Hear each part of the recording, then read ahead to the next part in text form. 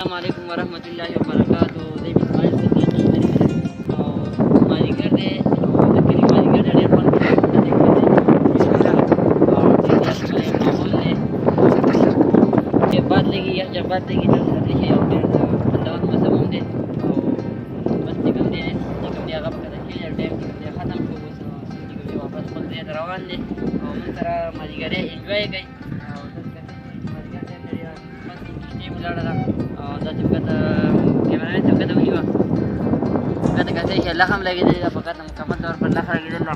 او ډېر ښکلی ماحول دی. مخامخ کوټلۍ درته ښکاري او کته چې کوم دی سیند کې اوبه چې کوم دي هغه رڼې کڼې دي. اوبه بلکل صفا سوترې شي او دلته کې د کلي مازیګر دی راشي چکر راوللی اوس غاړو ته او موږ سره موسم انجوای کوي. چینل ته سبسکرایب کړئ او تاسو موږ ښه دلته کې بره بیړۍ جوړېږي کوم ځای کې بیړۍ جوړېږي هغه دی هم تاسو سره وښیم. ټینټ هم لګېدل دی او انشاءالله دوه درې ورځې کې چې کوم دی د کښتۍ باندې به کار شروع کېږي او دا د کښتۍ چې کوم جوړېږي هغه لرګي دي او کومې کښتۍ چې کوم لرګي جوړېږي نو هغه ډېر زیات ګران وي او دا ډېر پاخه لرګي وي. تاسو دې کتلی شئ د ټټ لاندې چې کوم دی د کښتۍ مکمل طور پر لرګي پراته دي هغه دي دا دي او په بره د سیند غاړې ماحول دی. کته پکې هم شروع روان دی شروع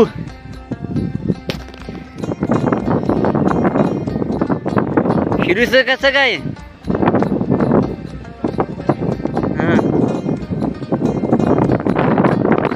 شروع کته را روان دی او دا مازیګر دی او یو هم دی موږ ځان سره څادر مادر هم راغلی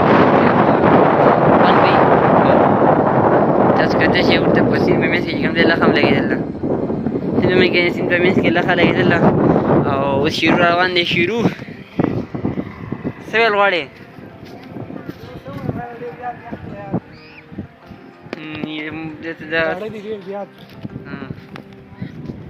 نور ماحول څنګه دی لکه خوند کوي او تاسو کتلی شئ دا لخه ده او لخه چې کوم دی دلته کې باغونه هم کړلي او د دې دلته کې څه کتلی شئ دا وګوره غنم هم راختلي او دا پکې ته اوږه ده دا پیاز دي دا ګورئ ډېر ټیټ چې کوم دی دلته کې ډېر ټیټ پتل کېږي او دې لخه کې او دا غنم هم راختي نري نري او دا اوږه کرله خلکو چې کوم دی ځان دلته کې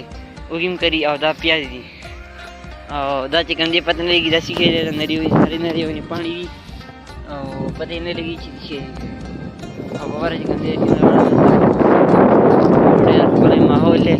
او موږ چکر راولګو سیند غاړې ته شروع دی را سره او موږ رالو کته ته ماحول ښه کته وګورئ